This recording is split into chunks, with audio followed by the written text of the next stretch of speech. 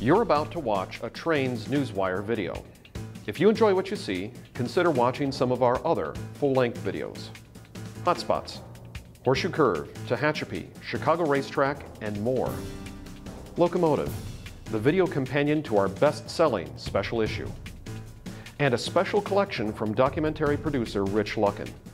All these and more are available from our website, kalmbachhobbystore.com.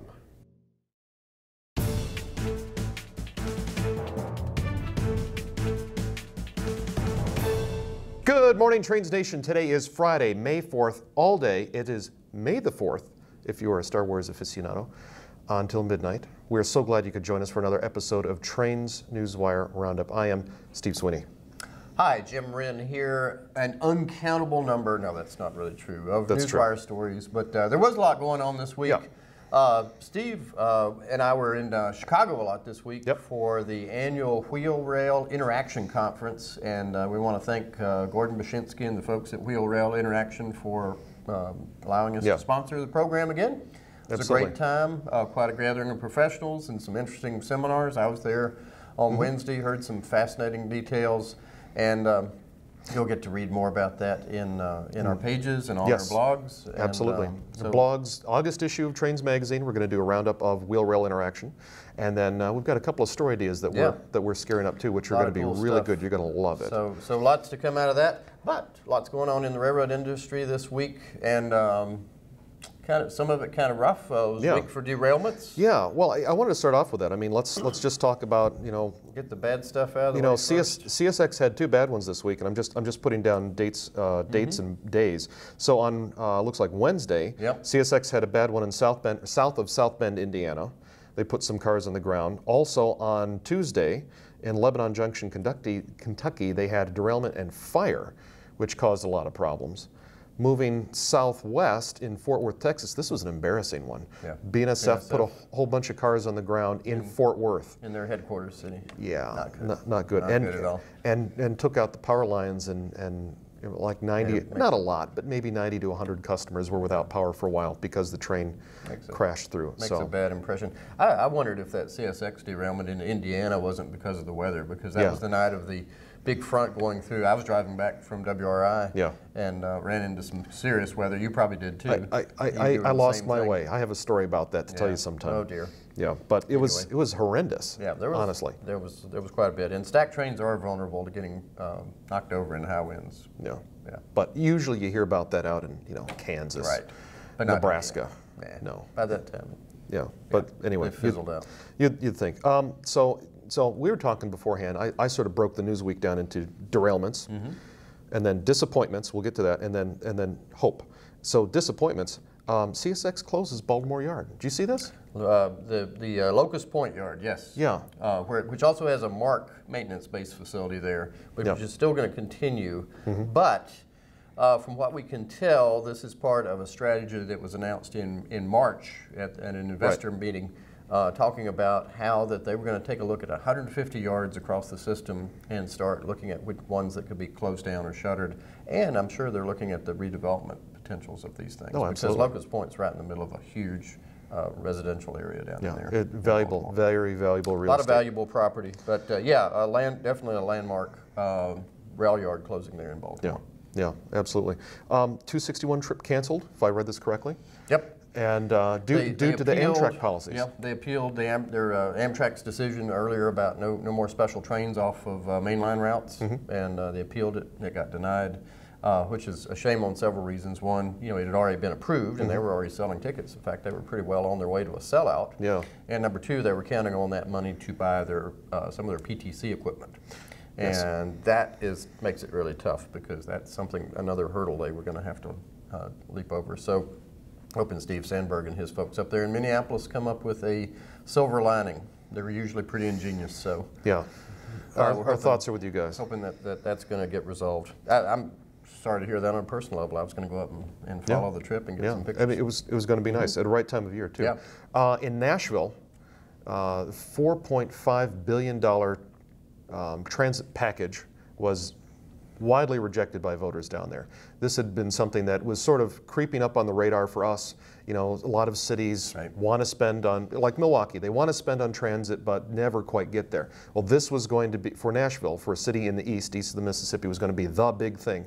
Transit and trolleys and heavy rail, forward. I mean, everything, and just absolutely gone. So I guess the supporters are trying to figure out what they're going to do next, if there's a way they can repackage this and represent it to voters, or if, you know, rail transit is just dead for that music city. And there was a lot of controversy about how it was set up. There were some people that disagreed with that.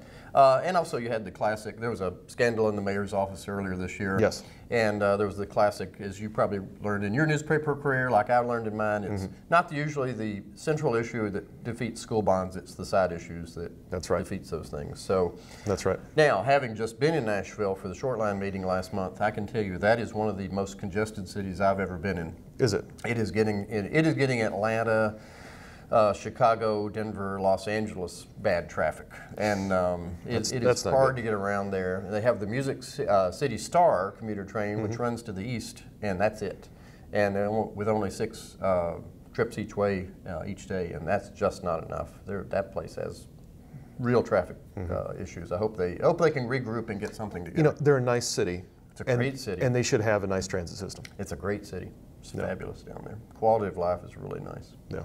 But except for the traffic. Except for getting around. Oh. Rail traffic. Speaking of traffic, the performance indicators from the Association of American Railroads came out this week. Association of American Railroads. And everything is up. Everything is up. Except like metallic ores, which is down like 0.8%. But we're talking big numbers. Coal is up. Intermodal is up 8% over this time last year. Crazy. That's unbelievable. Right now. Check out that story on Newswire. Everybody is busy. It's good. Now, a story that we're hopefully going to have is just numbers came out this morning on labor markets, and it looks like the unemployment rate in the United States is just 3.9%. Hasn't been like this since 2000. Nice. And the economists are expecting the labor market's going to be at 3.9% unemployment or less for the foreseeable future, which hasn't happened since someone named John Kennedy and Lyndon Johnson were presidents. Yeah. Holy moly. Long time ago. So that's going to have a big effect on railroads and consumption. Amtrak is named a best employer. I saw that. That surprised me. I saw that. That surprised me too. One thing that was highlighted. Forbes list. Yeah, Forbes list. That they have a new paternity-maternity leave in 12 weeks paid off. Nice. Which I would like. I would like that here. So I mean, that's pretty nice. I would vote for an employer of the year if that's what they did for me. And if our HR folks are watching, be sure to think about this. Yeah, absolutely. Canadian National. New center beam flat cars. Did you see this? I saw that. Wow. How many of them? 350, I think. 350. Wow. Yeah. That's cool. You know, and just a few years ago, they were trying to figure out what to do with all the ones they had. And now they're moving all that OSB down here to deal with all the construction going on. Absolutely. Well, you know, just add another hurricane or two to it. Yeah, really.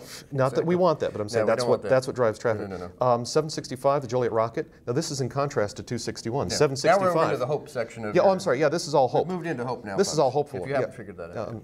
I'm sorry. I had to. I should have done that. Good. So 765, the Joliet Rocket. They're going to start ticket sales again on May 9th. Next week. Yeah.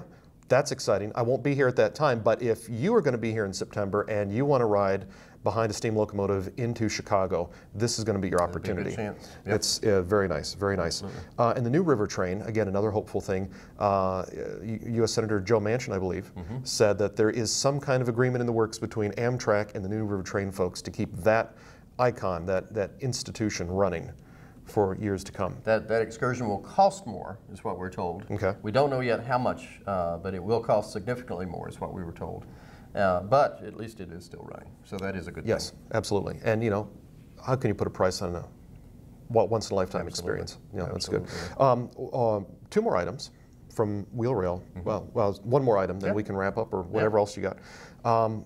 Interesting thing at the Wheel Rail conference this week, Linmag, which is a division of Linsinger in Austria, and Romberg Sursa, which maintains all the track and structures for Swiss railways, announced that they are building a rail milling machine and want to bring it to North America by the end of 2019. If you've heard of rail grinding and you've seen sparks flying all over the place, or you see those water trains going behind a grinder, This is different. There's never been a milling machine in the United States, ever.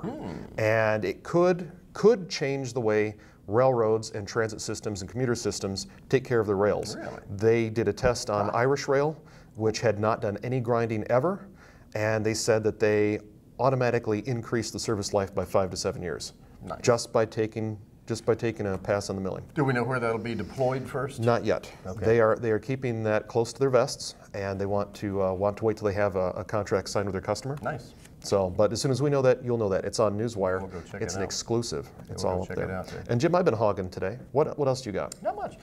Just next week, of course, May 10th is coming up, which is always the anniversary of the Transcontinental Railroad's completion. And we're going to be making some special announcements here at Trains about some content and also some events. So be sure and check Newswire next week. It'll be related to the Golden Spike? It'll be related to the Golden Spike. Ooh, good. And our wonderful project called Journey to Promontory. So be sure and check that out. Absolutely. And finally today, it just so happened that at the Wheel Rail Interaction Conference, the grand banquet, Wednesday evening, they had a session band there. And because we're a presenting sponsor, well, we just felt like recording some video and audio. And we've always wanted to have a band here at the Newswire show on Fridays. But our budget is rather thin, so this one was very cheap. And so anyway, here's a little bit of tape from WRI. Have a great weekend, everybody, and be safe out there. Take care.